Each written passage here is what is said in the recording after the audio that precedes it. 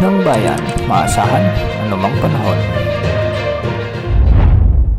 Magandang araw po sa ating lahat. Narito na ang latest update sa magiging lagay ng ating panahon ngayon at sa susunod na 24 oras. Sa kasalukuyan ay southwest monsoon na lamang ang weather system na nakakaapekto sa ating bansa at wala na tayong minomonitor na anumang sama ng panahon sa loob at labas ng ating area of responsibility. At dahil nga sa pag-iral ng habagat, asahan pa rin ang mga pabugso-bugsong pag-ulan sa malaking bahagi ng Ilocos Norte kasama ng Batanes at Babuyan Islands. Kaya posible pa rin ang banta ng mga pagbaha at pagguho ng lupa kung may mga katamtaman at malalakas na pag-ulan. Samantala, magiging maulap naman ang mga kalangitan na may mga kalat-kalat na pag-ulan at thunderstorms ang aasahan sa buong Cordillera Administrative Region, Central Luzon at ang nalalabing bahagi ng Ilocos Region kasama na ang mainland Cagayan at Nueva Vizcaya. Ang mga lugar na ito ay pinapayuhan ding maging alerto sa banta pa rin ng mga biglaang pagbaha o pagguho ng lupa kung may mga katamtaman at minsan ay malalakas na pag-ulan. Para naman sa Metro Manila at nalalabing bahagi ng ating bansa kasama na ang Visayas at Mindanao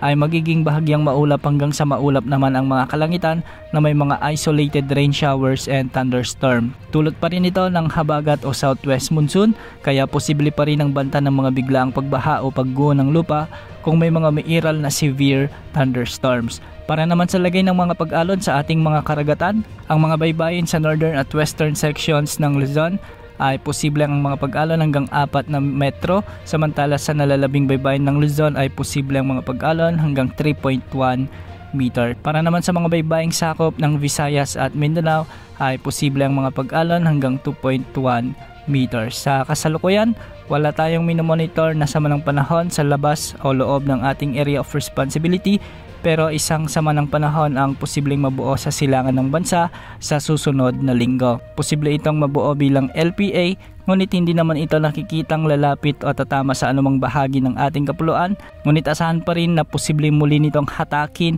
o palakasin ang habagat na magpapaulan sa kanlurang bahagi ng ating bansa, particular sa Palawan, Occidental Mindoro kasama na ang Metro Manila, Bataan at Zambales. Posible pa ang mga pagbabago ukol sa forecast na ito kaya antabayanan ang mga susunod na updates ukol sa potensyal na sama ng panahon na ito. Bukas asahan pa rin ang pag-iral at unti-unting paghina ng habagat kaya maraming lugar na ang makakaranas ng hindi masyadong maulang panahon at pagsapit naman ng weekend ay posibleng pasilip-silip na ang haring araw sa malaking bahagi ng Luzon.